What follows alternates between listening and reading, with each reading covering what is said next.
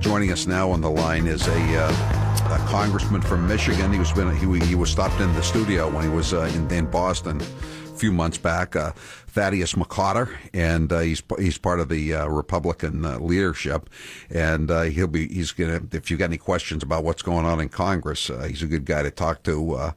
And our toll-free number here is 1-877-469-4322, 1-877-469-4322. Congressman McCotter, thanks for being with us here on the Howie Carr Show. Oh, thanks for having me again. It's nice to be on. Listen, you guys, you can't take over Congress soon enough. And, I mean, we talked earlier today about the fact that the last incandescent light bulb factory in the United States of America is shutting down. We used to be called the arsenal of democracy, and now we're not going to make any light bulbs in the country. It's insanity what's going on here. They're trying to outlaw fancy shower heads that people like. I mean, everything is just topsy-turvy, upside down. Well, I think that what you're saying expresses the views of a lot of us, especially in places like Detroit, which was the arsenal of democracy, as we watch the manufacturing sector be hollowed out. What we're seeing, Howie, is a Democratic Party that is not the party of your father, not the party of your grandfather. This is a redistributionist socialist party. And so when we look around the country at the policies they're pursuing, we're no longer arguing about how you regulate the economy to protect people from excesses. They are avowedly trying to recreate the American economy. Now, you and I know that's not going to work, and unfortunately, They don't seem to get the message yet.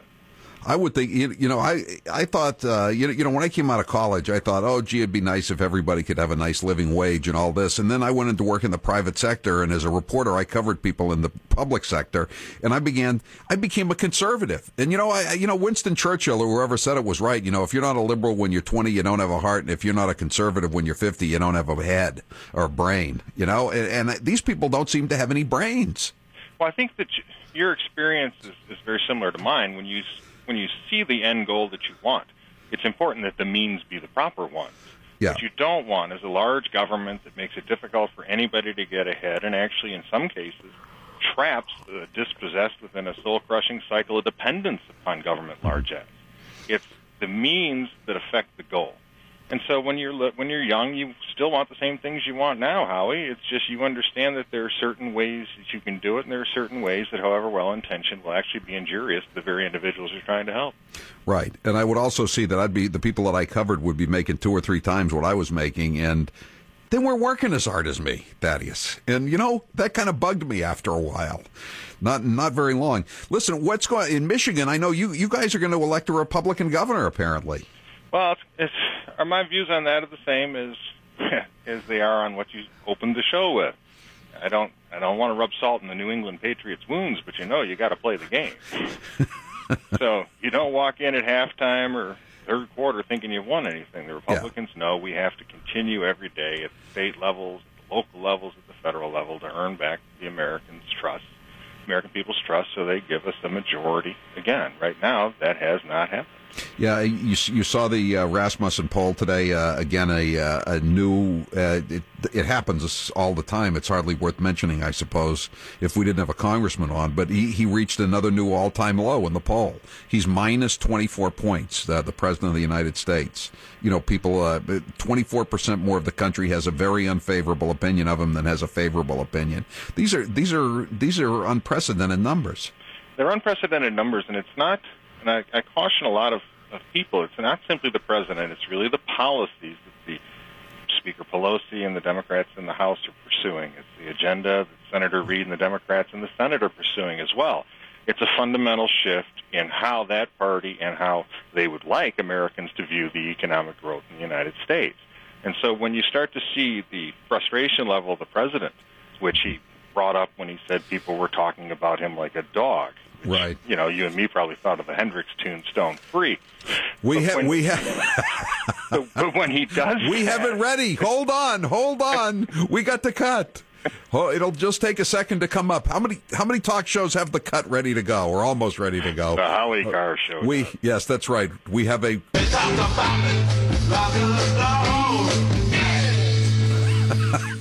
is the first thing that went through my head, man.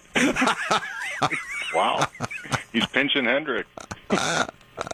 I don't even think he's a Hendricks fan. I think it's another thing he would claim to. Well, we got we call him a Yorkshire Terrier. And a Labrador Deceiver and an open border collie, but those are just some of the names we came up with for him as a dog. I mean, the self pity is just astounding. I don't understand it. I don't. I know that he was a blank slate, and it's always tough when you're elected under those circumstances, or when you're appointed or whatever, because everybody wants something different from you. They want their own dreams realized, but this guy he's doing nothing except screwing things up. This whole thing about this, you saw the Labor Day breakfast. It was fairly close to you. It was in the Midwest, not the thing in Milwaukee, where he had none of the candidates for statewide office in Wisconsin were even on the platform with him. Well, I have empathy for both him and some of the Democrats running. I remember when they would do this to us with President Bush. Yeah. In fact, one time, Howie, he was coming back to my hometown, President Bush, in his final year, and no one wanted to fly back to Michigan on Air Force One with him, and I went with him. Yeah. And it was something I'm always going to tell my grandkids about. I got to spend 4 hours with the President of the United States. And so you have to remember that President Obama is the duly elected President of the United States. There's a dignity that comes with the office, the frustration that people feel. And I think it started with you people in Massachusetts. You're always starting something. Was when you elected Scott Brown, you were sending a signal to the president to change course. The policies he was pursuing were not going to be helpful. Yeah. And yet he seems to be more insistent than ever, much like when they passed health care despite the American people, to continue pushing policies that Americans know aren't working and know won't. And I think he's frustrated by that. The public's frustrated by that, and it goes all the way down the ticket. Yeah, and then I'm listening to him speak, and he says we're gonna spend $810 million on high-speed rail between Milwaukee and Madison. I mean, how many parts of the country have they built these high-speed rail? And nobody, trains are great, but nobody relies on trains anymore, right? I mean, it's just, you might as well just say we're going to have a bonfire and burn $810 million. And everybody knows that. What goes back to the fundamental concept that they believe that our economic growth comes from the public sector. Mm-hmm. We know that it comes from the private sector, from the beauty of millions of individual decisions being made every day about where money should be invested, when it should be saved, what should be purchased. The elitist strain within the left, they cannot and do not abide you making your own decisions. And as you watch, the control over your economic liberty is just another way of trying to make sure that they run things out of Washington and you don't. And in the age of globalization, where, Howie, you can sit on a BlackBerry and talk to anybody in the world, order a good or service anywhere in the world, centralizing decisions in a bunch of Washington bureaucrats is absolutely antiquated. I saw another Rasmussen poll today, and the vast majority of Americans are saying no more mischief in a lame duck session, especially if at least one of the houses of Congress changes hands. Is it possible that they might come back and try to do some of these really odious initiatives like cap and trade, card check, things like that? Would they have the audacity to do that? If I can paraphrase, I think it's Dostoevsky. In lame duck, all manner of things are possible.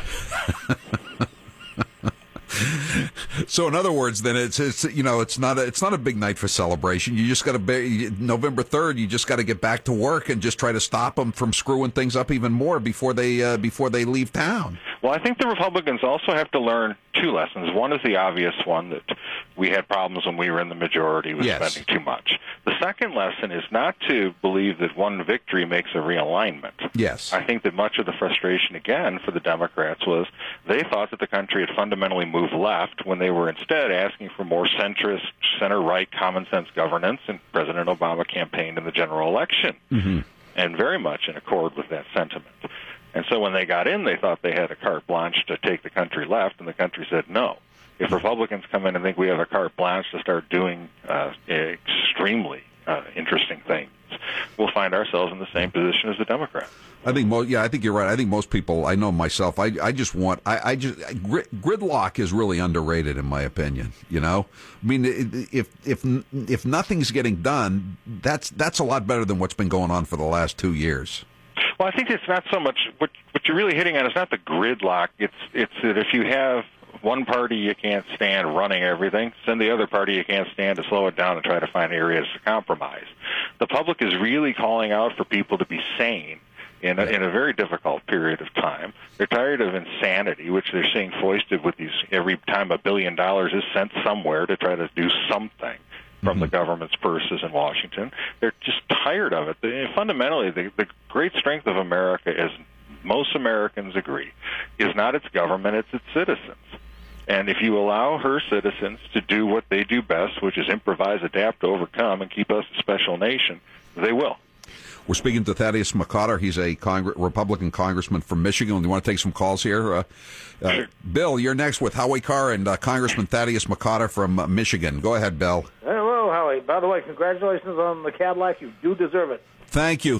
By the way, Thaddeus, I have today got a new Cadillac from Olson Cadillac. It's I'm driving a Michigan-made product, and it's a very nice automobile, an SRX. God bless you, Howie. God bless you. Listen, I told the screener I have one question for you, but I have more than one. Okay, first of all, my question is, myself and a good friend of mine, I'm totally blind and unemployed, but I do talk shows and I get on the phone as much as I can. My friend is working, but his off hours, we got together in 2008. We worked for for McCain Palin. We're not associated with any kind of a Tea Party group. We're up here in Maine. Is there anything that you can suggest? We're both ready, and we're waiting for November as well. Anything you can suggest to us to do on our own to further the movement? And number two, the other thing that I forgot to tell Sandy, and I'm sorry, Sandy, what you got to do, if we want to make this thing work, you got to get rid of the Mike Castles. I'm scared to death of Lisa Murkowski up there in Alaska making mischief. Mike Castle's his colleague. I don't know how you feel. I now read that he's not that threatened by the woman Christine O'Donnell, the Tea Party member in Delaware. Yeah, but I mean, I would vote if I were a Delawarean. I'd vote for Christine McDonald in a minute. O'Donnell. I'm sorry. But Thaddeus, I mean, who in this case, I mean, Castle's basically got a free ride into the Senate, and O'Donnell might have her hands full. I want to get a majority in there. That's my feeling. Whoever can win, that's who I'm voting for. Yeah, that's pretty much what William F. Buckley Jr. said. He said you should vote for the most conservative candidate electable. Right. You want to move right. Conservatism move forward. Secondly, on the point about how you can help, there's a Republican Party in Maine. You know the candidates running in your area that you like, that you would like to see elected, and it's not just the federal level. So often, especially now, and it makes sense, but Republicans can't simply look, or conservatives can't simply look at the federal level and say, well, we've got to elect people there. Because, as you know, Howie, people don't always start off in Congress. They start off on school boards, city councils. That's what I say about Scott Brown. There. Scott Brown worked his way up through the ranks. Right, and they're much better when they get here, I would argue, for having had the experience of being held accountable by constituents and having to respond to them. Right, and being vetted, too, by, and any skeletons in your closet are out. By the way, Bill, there's an amazing poll out today. You know, the Democrats have controlled the governorship in Maine for many, many years now. Republican Paul LePage, who's a good businessman, a guy who didn't even speak English, I don't believe, until he was about 10 or 11 years old, grew up on the street, and a successful businessman. He leads Democrat Libby Mitchell 43-29 in the first public policy poll of the season. I mean, that's not the most reliable polling outfit in the country, but still 14 points for a Maine candidate for governor. It's another sign, Congressman McCotter, of what's going on. Yes, it is. But again, Howie, I always have the caution that Republicans can't. I know.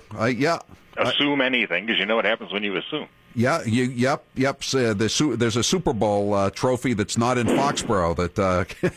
Yeah, but you got several that aren't in Detroit. Right.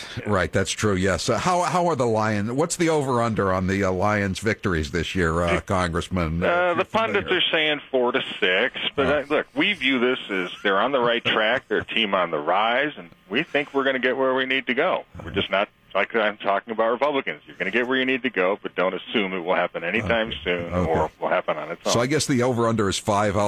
No offense, Congressman. I'll take the under.